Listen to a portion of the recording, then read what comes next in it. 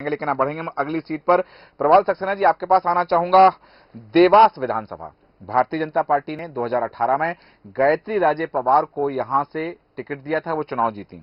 इस बार फिर 2023 के चुनाव में भारतीय जनता पार्टी ने गायत्री राजे को प्रत्याशी बनाया है और कांग्रेस ने प्रदीप चौधरी को यहां से चेहरा बनाकर उतारा है। हालांकि सामाजिक और धार्मिक कार्यों में प्रदीप चौधरी हमेशा बढ़ चढ़कर हिस्सा लेते रहे हैं और क्षेत्र में एक छवि बनाई हुई है, क्योंकि कोरोना काल में भी इन्होंने लोगों की बड़ी संख्या में मदद की थी, तो वो एक फैक्टर रहा है जिस कारण से सर्वे में इनका नाम ऊपर आया और सर्वे के आधार पर इनको कांग्रेस ने टिकट दिया है। लेकिन पवार परिवार का क्षेत्र में वर्चस्व है, राज परिवार माना जाता है, तो एक तरफ राज परिवार, एक तरफ समाज सेवक है। और ये जो चीजें हैं, क्योंकि उनकी कोई बड़े नेता के रूप में छवि नहीं है प्रदीप चौधरी की, समाज सेवक के रूप में वहां पर छवि, और यही कारण है कांग्रेस ने इनको यहां से प्रत्याशी बनाया। तो ऐसी स्थिति में यहां पर कैसा मुकाबला होने वाला है?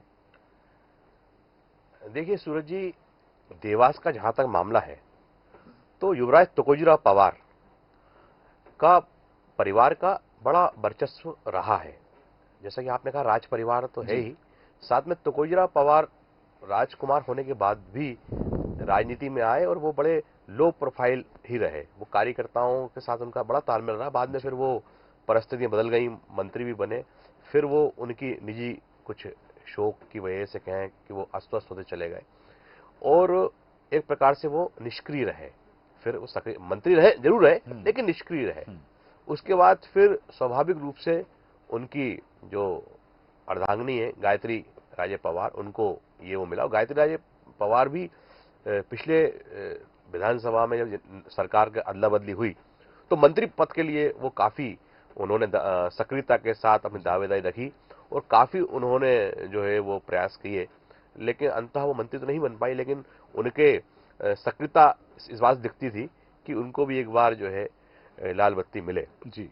लेकिन दूसरी ओर जैसा आपने कहा कि प्रदीप चौधरी, हाँ, वो एक बहुत ही सामान्य वर्ग से, सामान्य परिवार से आते हैं, जमीन से जुड़े एक समाज सेवी हैं और निश्चित रूप से कोरोना काल में जिस तरह से उन्होंने काम किया और जिस तरह से उन्होंने लोगों के दिलों में जगह बनाई अपनी, वो बहुत ही जमीन से जुड़ने वाले कार्यकर्ता हैं। कांग्रेस के सर्वे में भी उनको वरीयता मिली है। तो निश्चित रूप से इस बार जो है एक तरफ राजमहल है और एक तरफ मैदानी, दो के बीच में मुकाबला होना है और जनता के सामने एक अग्नि परीक्षा है ये कि किसको वो चुनती है, क्योंकि जो चौधरी हैं वो बहुत सामान्य रूप से लोगों से मिलजुल जाते हैं, खड़े भी जाते हैं, लोगों के साथ चले भी जाते हैं, पर इधर ये है कि थोड़ा प्रोटोकॉल चलता है राजमहल का। तो वो चीज जरूर लोगों के लिए एक अग्नि परीक्षण का साबित होगी, दिक्कत हो रही किसको चुने, है ना। तो ये लेकिन जनता इस बार जिस तरह से खामोश बैठी है वो निश्चित रूप से कोई ऐसा चमत्कार दिखाएगी जो सबके लिए आश्चर्यजनक होगा। बिल्कुल एक आश्चर्यचकित परिणाम यहां से आने की संभावना है, क्योंकि प्रदीप चौधरी जो जमीन से जुड़े हुए हैं और गायत्री राजे पवार राजमहल, हालांकि कार्यकर्ताओं के बीच में भारतीय जनता पार्टी का जो सर्वे रहा उसमें क्या आधार रहा है, उस आधार पर टिकट दोबारा दिया गया है। तो अब ये यहाँ जो मुकाबला होने वाला है ये देखना दिलचस्प होगा कि रोचक मुकाबला होगा। बिल्कुल रोचक मुकाबला है यहाँ पर। और